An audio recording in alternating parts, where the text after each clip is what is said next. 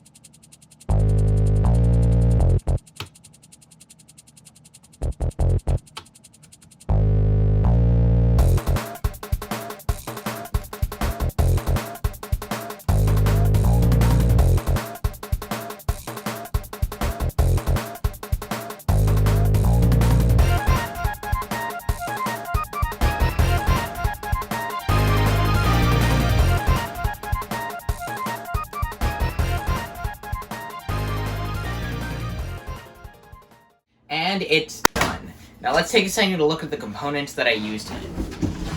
The front-facing A, B, X, and Y, and also the 2 shoulder buttons are really nothing special. They're just stock buttons that I had lying around with the tops that they came with. Although, one thing that sort of took me an embarrassingly long time to figure out was how they connected when the button was pushed down. The buttons I used for the start and select buttons are a little bit different. They're stock SPDT switches with a roller on their arm. They're really easy to mount on their side and they take a lot less pressure to put down. Perfect for powering start and select using the power and reset buttons. For the D-pad, instead of wiring 4 separate buttons for 4 separate directions, I actually used something that I hadn't heard of until I began this project. Something called a 4-way directional pad. This essentially turns 4 different buttons into 1 button. It's very hard to find documentation for this online. I barely was able to find a schematic, and actually before I found the schematic I had to make my own schematic. So just for the sake of convenience, if you're planning to use this in the future, here's the schematic. Alright, so basically, initially I had thought that the 2 ground pins, or the 2 pins on the bottom, I thought they were ground pins, right? And the 4 pins on top, I thought they were, you know, the pins for the 4 directions, because that just makes sense. But as you saw in the schematic, there's only 1 ground pin, and the other 5 pins are used for 4 directions, and 1 where you press down on the D-pad. In the little build montage thing you might see, I used a 3D printed D-pad top. That's because this didn't actually come with one. I'll provide the D-pad top in the description, because I also could not find one online. Now for the piece that everything else is wired to. This is a gamepad block. It's made by Pet Rock Block, and basically I couldn't really find any real good documentation for this online, but it turned out to be pretty simple to use. Basically just take all the different buttons and wire them all to different numbered ports on the side, and then put all the ground wires into the ground port. Something of note, in the video you may have seen me soldering all the ground wires to a paper clip. That was just create a ground rail. Basically this just turned a bunch of different ground wires into 1 ground wire, because since this thing only has 1 ground port, it can really only fit 1 ground wire. Maybe 3 if you push it. But this had 16, so obviously I had to go the way of making a ground rail. Once you're done wiring the gamepad block, just switch all the switches on it to 0, plug it into a Raspberry Pi with RetroPie preloaded on it, and it should automatically pick it up as a controller and allow you to configure it. The different switches on the gamepad block allow to emulate many different controllers, allowing you to use it in many different ways. This is just how I decided to use mine. You can use yours in any way you want. Alright, so now that we know what parts made this thing, let's just go test it.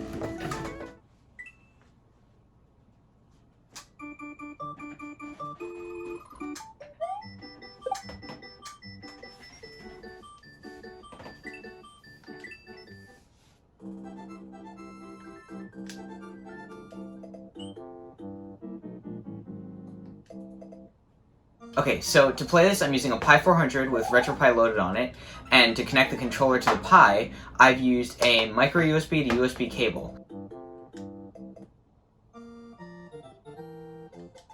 Now, the first few cables I tried didn't have a D+ and D- wires in them, which basically just meant they couldn't be used to transport data. They're mainly just used for charging things. So if you're going to do this yourself, just make sure you have the right cables, and yeah. Okay, so I died, but that's not just because I'm bad at the game. It's because I transposed the B and Y buttons, and also I'm bad at the game. So yeah, I don't really know how to end this video.